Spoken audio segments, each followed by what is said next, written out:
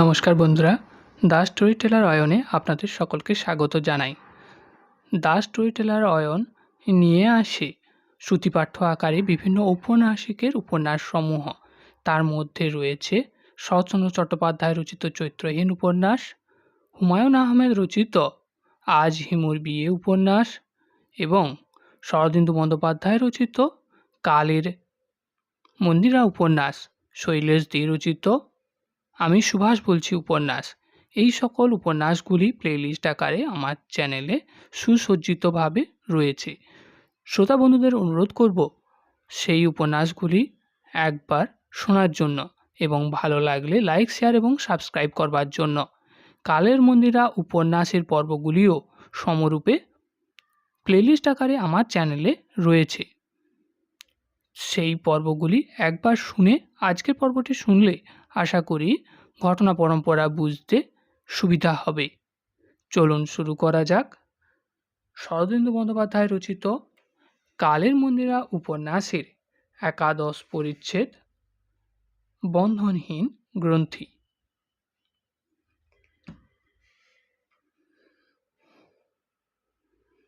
উত্তরাশ্ব নগরদ্বার অতিক্রম করিয়া রট্টা দলবলসহ বাহিরে আসিলেন। এখান হইতে রাজপথ মৃগয়া কানন বেষ্টন করিয়া ভুজঙ্গ প্রয়াত ছন্দে আঁকিয়া বাঁকিয়া কখনো উচ্চে উঠিয়া কখনো নিম্নে নামিয়া যেন নিরুদ্দেশের অভিমুখে চলিয়া গিয়াছে। প্রভাতের নবীন সূর্যালোকে এই দৃশ্য চিত্রাঙ্কিতবৎ মনোরম দেখাইতেছে। এই নৈসর্গিক দৃশ্যের উপর ক্ষণেক দৃষ্টি বুলাইয়া রথটা অস্ত্র স্থগিত করিলেন। সেনানীকে কাছে রাখিয়া বলিলেন, নকুল, তুমি রক্ষীদের লইয়া আগে যাও, আমরা মন্থর গমনে তোমাদের পশ্চাতে যাইব। নকুল ঈষৎ উদ্বিগ্ন হইয়া বলিল, কিন্তু রথটা বলিলেন, সঙ্গে আর্য চিত্রক বর্মা থাকিবেন, আমার অন্য রক্ষীর প্রয়োজন নাই। তোমরা যাও, দ্রুত অস্ত্র চালাইলে দ্বীপ্রহরের মধ্যে পান্থশালায় পৌঁছিতে পারিবে। সেখানে মধ্যাহ্ন ভোজন করিয়া চষ্টন দুর্গের পথে যাত্রা করিও। এখানে নকুল আবার বাধা দিবার চেষ্টা করিল, কিন্তু রথটা অগ্রাহ্য করিয়া বলিয়া চলিলেন, রাতে এক প্রহরের মধ্যে চষ্টন দুর্গে পৌঁছিবে। মহারাজকে বলিও আমি কাল আসিব। মহারাজ অসুস্থ, আমি আসিতেছি জানিলে সুখী হইবেন। ইহার পরও নকুল আপত্তি করিতে যাইতেছিল, কিন্তু রথটা তাহার মুখের পানে চাহিয়া এমন মধুর হাস্য করিলেন যে নকুলের জ্ঞান বুদ্ধি স্তম্ভিত হইল। সে সম্মোহিতের ন্যায় দেবদুহিতার যে রূপ আজ্ঞা বলিয়া সঙ্গীদের লইয়া দ্রুত বেগে অশ্ব চালাইয়া দিল। মন্ত্রী চতুর্ভট্টের আদেশ যদি বা উপেক্ষা করা যায়, রাজনন্দিনীর সহাস্য নির্বন্ধের প্রতিবাদ অসম্ভব। রক্ষীর দল ও তাহাদের অশ্বক্ষুর ধ্বনি ক্রমশ দূর হইতে আরও দূরে মিলাইয়া গেল। রথটাও আশাসীন মন্দ গতিতে অশ্ব চালনা করিলেন। চিত্রক তাহার পাশে রহিল। রথটার মুখে উৎফুল্ল চক্ষু চঞ্চল। তিনি কখনো উজ্জ্বল নিষ্কলুষ আকাশের পানে চক্ষু উৎক্ষিপ্ত করিতেছেন, কখনো মৃগয়া কাননের অভ্যন্তরে কৌতূহলী দৃষ্টি প্রেরণ করিতেছেন। অশ্বের কণ্ঠ কিঙ্কিণী পদক্ষেপের তালে তালে সিঞ্জন ধ্বনি করিয়া তাহার কর্ণে অমৃত বৃষ্টি করিতেছে। চিত্রকের মুখ কিন্তু গম্ভীর, ভ্রু কুঞ্চিত। সে তার অশ্বের নিভৃতোর্ধ্ব কর্ণের পানে চাহিয়া বসিয়া আছে, ভাবিতেছে নিয়তি বারবার তাহাকে প্রতিহিংসার সুযোগ দিতেছে। অদৃষ্টের এ কোন ইঙ্গিত? প্রতিশোধের সুযোগ হাতে পাইয়া সে ছাড়িয়া দিবে। হিংসার উত্তরে প্রতিহিংসা লওয়া ক্ষত্রিয়ের স্বধর্ম, তবে কেন সে লইবে না? চারিদিক নির্জন, কোথাও জনমানব নাই। কদাচিৎ দুই একটা শশক পথপার্শ্ব হইতে সন্তর্পণে উঠিয়া আসিতেছে, আবার অশ্বক্ষুর শব্দে ভীত হইয়া প্লুত গতিতে পলায়ন করিতেছে। পথের উপর দীর্ঘ প্রলম্বিত তরু ছায়া ক্রমে হ্রস্ব হইয়া আসিতেছে। দুইটি অশ্ব পাশাপাশি চলিয়াছে। সুগোপার জলছত্র পিছনে পড়িয়া রহিল। সুগোপা আজ আসে নাই। প্রপা শূন্য। রথটা এতক্ষণ চিত্রকের পানে পূর্ণভাবে দৃষ্টিপাত করেন নাই। মনের মধ্যে ঈষৎ সংকোচ অনুভব করিতেছিল। আশা করিয়াছিলেন চিত্রক নিজেই বাক্যালাপ করিবে, কিন্তু চিত্রক যখন কথা কহিল না, তখন তিনি মনকে সম্বৃত করিয়া চিত্রকের পানে বিস্মিত মুখ ফিরাইলেন। বলিলেন, আর্য চিত্রক, আপনি নীরব কেন? সুন্দরী প্রকৃতির এই নবীন শোভা কি আপনাকে আনন্দ দিতে পারিতেছে না? চিত্রক রথটার পানে চক্ষু ফিরাইল। ক্ষণেকের জন্য তাহার চক্ষু ধাঁধিয়া গেল। কি অপূর্ব রূপবতী এই রাজকন্যা! একটি দেহের মধ্যে কাঠিন্য ও কোমলতা, দৃঢ়তা ও সরসতার কি অপরূপ সমাবেশ! চিত্রক পূর্বেও একবার রাজকন্যাকে পুরুষ বেশে দেখিয়াছিল, কিন্তু আজিকার পুরুষ বেশ যেন সম্পূর্ণ ভিন্ন। বেশভূষার পৌরুষ দেহের অনবদ্য নারীত্বকে অলঙ্কৃত করিয়াছে, আবৃত করিতে পারে নাই। পুষ্পবৃন্দের ন্যায় কোটিদেশ ঊর্ধ্বে ক্রমশ পরিসর হইয়া যেন কোসর কুসুমের শোভায় বিকশিত হইয়াছে। আপিন বক্ষের উপর দৃঢ় পিনদ্ধ সুবর্ণ জালিকা যৌবনের উন্মাদনাকে স্বর্ণ শৃঙ্গলে বাঁধিয়া রাখিয়াছে। সর্বোপরি তীক্ষ্ণ মধুর মুখখানি। এ মুখ কেবল রক্ত মাংসের সমাবেশে সুন্দর নয়, শুধুই অঙ্গ প্রত্যঙ্গের সুষ্ঠু সমর্পণ নয়, মনে হয় মুখের অন্তরালে মানুষটিও বড় সুন্দর, তাই তাহার সৌন্দর্যের নিরুদ্ধ ছটা মুখেও প্রতিবিম্বিত হইয়াছে। চিত্রকের অশান্ত মন কিন্তু শান্ত হইল না, বরং আরও বিক্ষুব্ধ হইয়া উঠিল। কেন এই রাজকন্যা তাহার সহিত এত মিষ্ট, এত সদয় ব্যবহার করিতেছে? ইহা অপেক্ষা যদি নিজ পদগৌরবে গর্বিত হইয়া তাহাকে তুচ্ছ জ্ঞান করিত, সেও ভালো হইত। রাজকন্যা তাহার সত্য পরিচয় জানে না বলিয়াই এমন স্নিগ্ধ ব্যবহার করিতেছে। যদি জানিত তাহা হইলে কি করিত? চিত্রক যখন কথা কহিল, তখন তাহার কণ্ঠে এই প্রশ্নেরই প্রচ্ছন্ন প্রতিধ্বনি হইল। সে রথটার দিক হইতে চক্ষু ফিরাইয়া ধাবমান অশ্বের নিষ্কম্প চামর শিখার উপর দৃষ্টি স্থাপন করিয়া গম্ভীর মুখে বলিল, রক্ষীদের আগে যাইতে দিয়া আপনি ভালো করেন নাই। ভ্রুভঙ্কিম করিয়া রথটা বলিলেন, তাহাতে কি দোষ হইয়াছে? চিত্রক বলিয়া উঠিল, আপনি আমায় কতটুকু চেনেন, কতটুকু জানেন?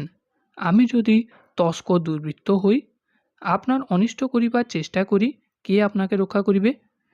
জানি দেবদুহিতা বীর্যবতী, আত্মরক্ষায় সমর্থা, তবু তিনি নারী। অজ্ঞাত কুলশীলকে অধিক বিশ্বাস করিতে নাই। অধরষ্ট সংকুচিত করিয়া রথটার সম্মুখ দিকে চাহিলেন। তাহার মুকুলিত মুখের হাসিটি ফুটি ফুটি করিয়া ফুটিল না। ক্ষণেক পরে চিত্রকের পানে দৃষ্টি না ফিরাইয়া তিনি মৃদুকণ্ঠে বলিলেন, আপনি কি অজ্ঞাত কুলশীল? চিত্রক চকিতে তাহার পানে চাহিল।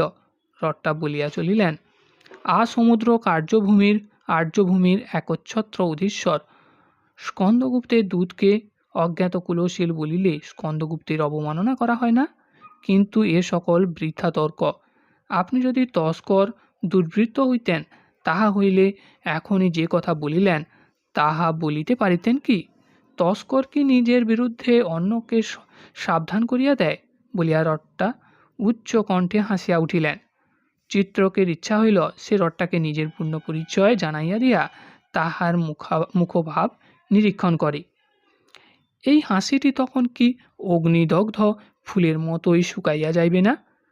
অকুণ্ঠ বিশ্বাস ভরা চোখে ত্রাস ফুটিয়া উঠিবে না? কিন্তু চিত্রকের মনের ইচ্ছা বাক্যে পরিণত হইল না। তৎপরিবর্তে অধর প্রান্তে একটি ক্ষীণ নিপীড়িত হাসি ফুটিয়া উঠিল। রথটা বলিলেন, ও কথা থাক, আর্য চিত্রক, আপনি নিশ্চয় অনেক দেশ দেখিয়াছেন, অনেক যুদ্ধ করিয়াছেন? চিত্রক সতর্কভাবে বলিল, হাঁ, দুটিয়ালি আমার জীবনে এই প্রথম। রট্টা বলিলেন, আপনি গল্প বলুন, আমার বড় শুনিবার ইচ্ছা হইতেছে। কি গল্প বলিব? আপনার যাহা ইচ্ছা, যুদ্ধের গল্প, দেশ বিদেশের গল্প। পাটলিপুত্র কি খুব সুন্দর নগর? অতি সুন্দর নগর। এমন নগর আর্যাবর্তে নাই।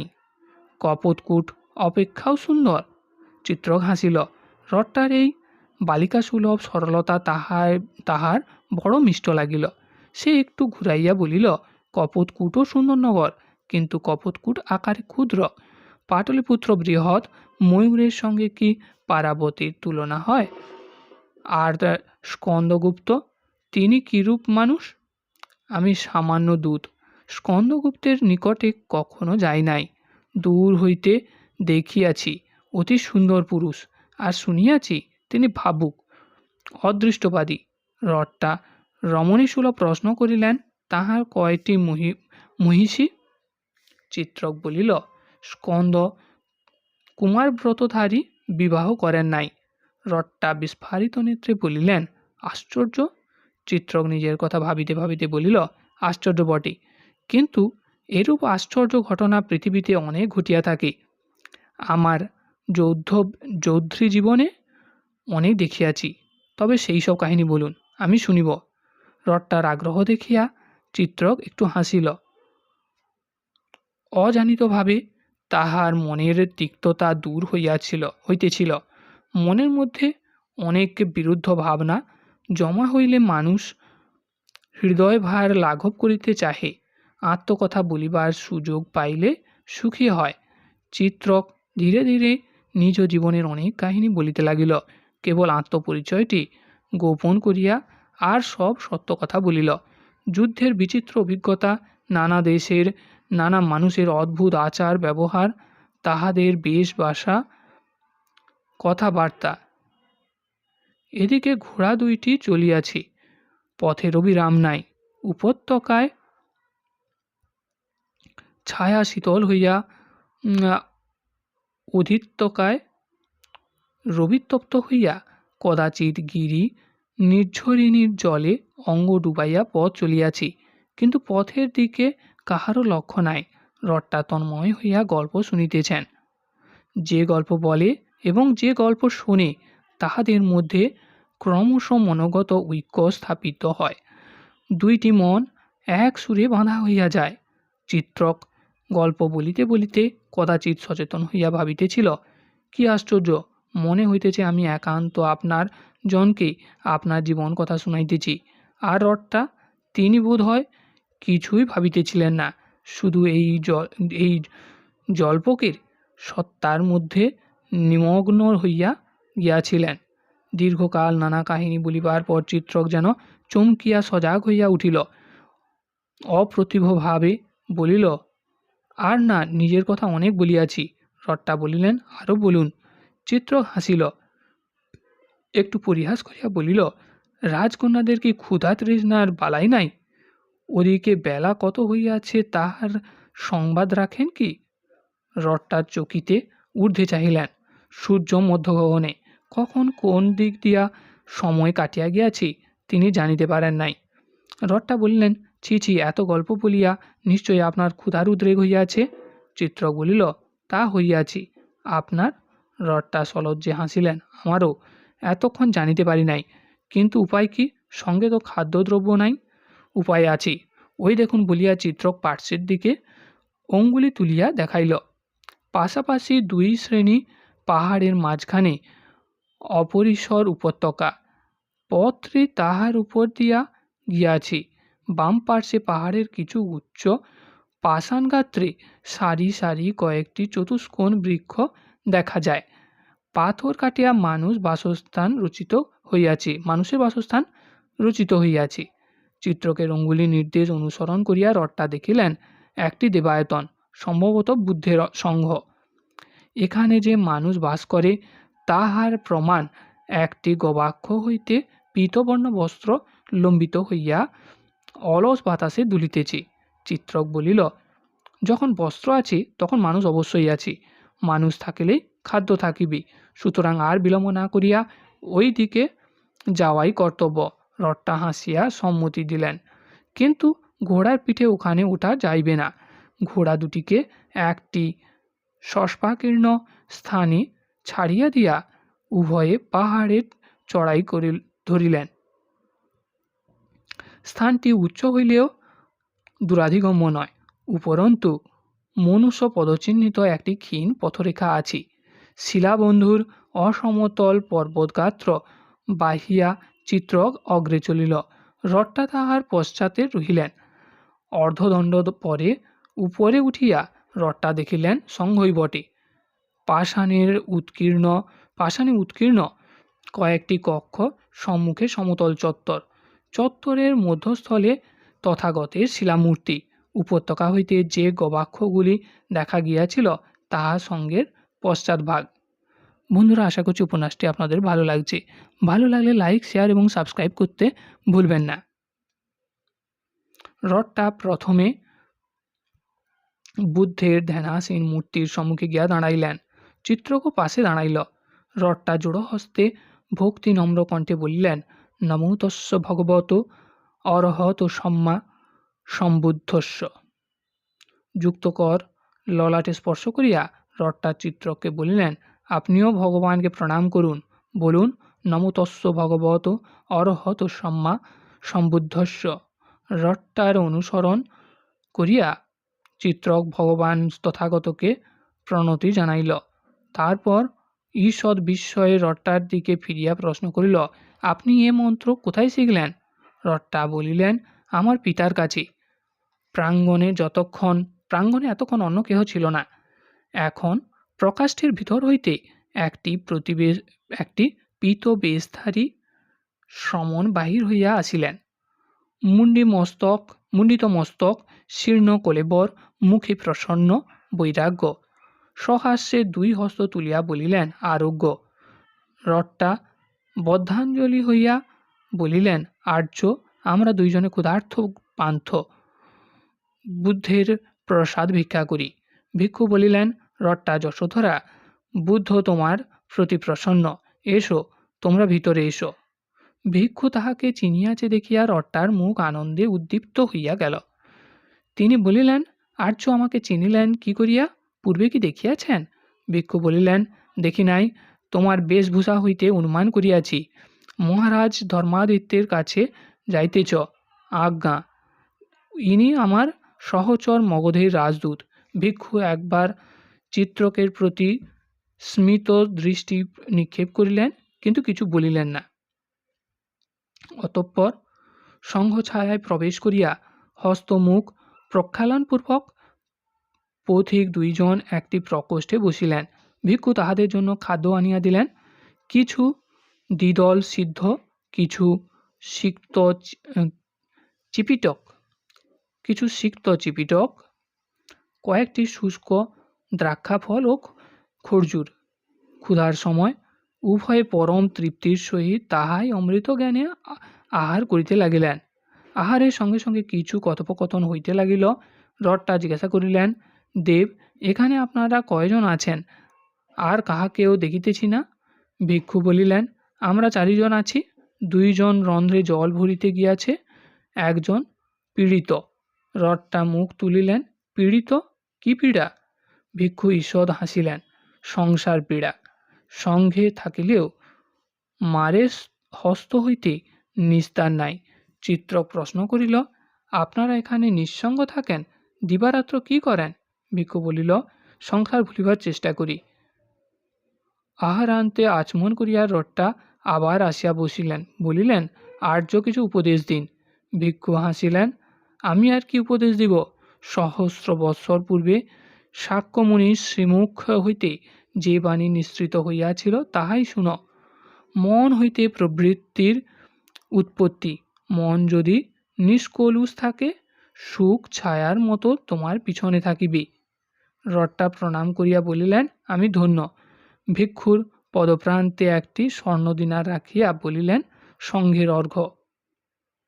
ভিক্ষু বলিলেন, স্বর্ণের প্রয়োজন নাই, কল্যাণী, যদি সঙ্গকে দান করিতে ইচ্ছা কর, এক আড়ক্ষ গোধূম দিও। দীর্ঘকাল আমরা গোধূম দেখি নাই। যে শ্রমণটি অসুস্থ, তিনি গোধূমের জন্য কিছু কাতর হইয়াছেন বলিয়া মৃদু হাসিলেন। সত্তর পাঠাইব বলিয়া রথটা গাত্রোত্থান করিলেন। চিত্রক দণ্ডায়মান ছিল। সে শুষ্ক স্বরে বলিল, মহাশয়, আমাকেও কিছু উপদেশ করুন। ভিক্ষু প্রশান্ত চক্ষু তাহার পানে তুলিয়া গম্ভীর কণ্ঠে বলিলেন, শাক্যমুনির উপদেশ শ্রবণ কর।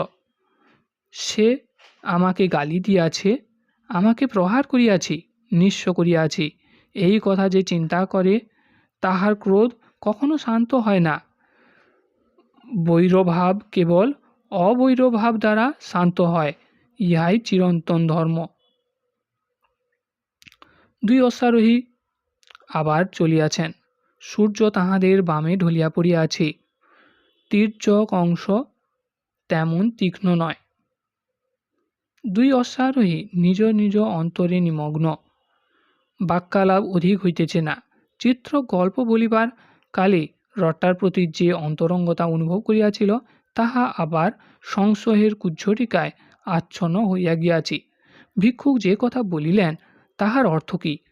বৈরভাবের পরিবর্তে বৈরভাব পোষণ করাই স্বাভাবিক। অবৈধভাব কি করিয়া পোষণ করা যায়? ইহা ভিক্ষুর ধর্ম হইতে পারে, ক্ষত্রিয়ের ধর্ম কদাচ নয়। প্রতিহিংসা ক্ষত্রিয়ের ধর্ম। শুধু তাহাই নয়, ইহা চিত্রকের প্রকৃতিগত স্বধর্ম, ইহা তাহার ধাতু। অথচ এত সুযোগ পাইয়াও সে রথটার উপর প্রতিহিংসা সাধন করিতে পারিতেছে না কেন? রথটা সুন্দরী যৌবনবতী বলিয়া? এই জন্য সুন্দরী নারীর মোহে সে ক্ষত্রিয়ের ধর্ম বিস্তৃত হইবে, পিতৃহত্যার প্রতিশোধ লইবে না? সহসা মেঘাচ্ছন্ন আকাশে বিদ্যুৎ চমকের ন্যায় একটি চিন্তা চিত্রকের মনে খেলিয়া গেল। সে উচ্চকিত হইয়া বিস্ফারিত নেত্রে আকাশপানে চাহিল। কোন মূঢ়তার জালে তাহার মন এতক্ষণ জড়াইয়াছিল, এ কথা তাহার মনে উদয় হয় নাই কেন?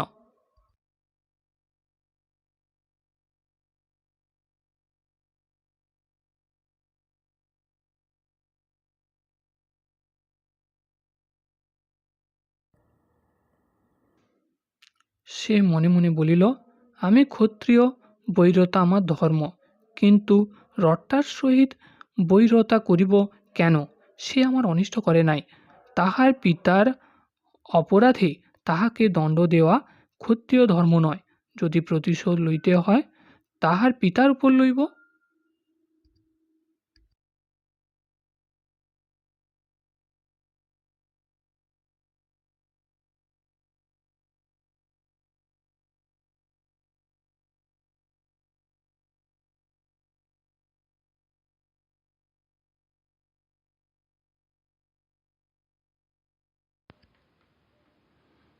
দারুণ সমস্যার সমাধান হইলে হৃদয় লঘু হয়। মুহূর্তে চিত্রকের অন্তরের কুজ্ঝটিকা কাটিয়া গিয়া আনন্দের দিব্য জ্যোতি ফুটিয়া উঠিল। সে উৎফুল্ল নেত্রে রথটার পানে চাহিয়া উচ্চকণ্ঠে হাসিয়া উঠিল। চকিতে স্মিত নেত্র তুলিয়া রথটা বলিলেন, কি হইল? চিত্র বলিল, ভিক্ষুক বলিয়াছিলেন, সুখ ছায়ার মতো আপনার সঙ্গে সঙ্গে থাকিবে, ওই দেখুন সেই ছায়া। রথটা ঘাড় ফিরাইয়া দেখিলেন, সঞ্চরমান অশ্বারূঢ় ছায়া নাচিতে নাচিতে তাহার সঙ্গে চলিয়াছে। উভয়ে একসঙ্গে হাসিয়া উঠিলেন। চারিদিকে বিস্তীর্ণ তরঙ্গায়িত উপত্যকা, পাহাড় দূরে সরিয়া গিয়াছে। দূর হইতে তাহাদের হাসির গদগদ প্রতিধ্বনি ফিরিয়া আসিল, যেন মিলন মুহূর্তের সলজ্জ চুপি চুপি হাসি, কানে কানে হাসি। বন্ধুরা, আশা করছি উপন্যাসটি আপনাদের ভালো লাগছে। ভালো লাগলে লাইক, শেয়ার এবং সাবস্ক্রাইব করতে ভুলবেন না, এবং কমেন্ট করে আপনার মতামত জানাতে ভুলবেন না। ভালো লাগলে অবশ্যই লাইক, শেয়ার এবং সাবস্ক্রাইব করুন, এবং খারাপ লাগলেও তা মতামতের আকারে কমেন্টে জানিয়ে যান, যা পরবর্তী পর্বকে আরও উন্নত করে আপনাদের সামনে তুলে ধরতে সহায়তা করবে। আজ এই পর্যন্তই। পরবর্তী পর্ব নিয়ে আবার হাজির হবে দ্য স্টোরি টেলার অয়ন খুব শীঘ্রই। নমস্কার।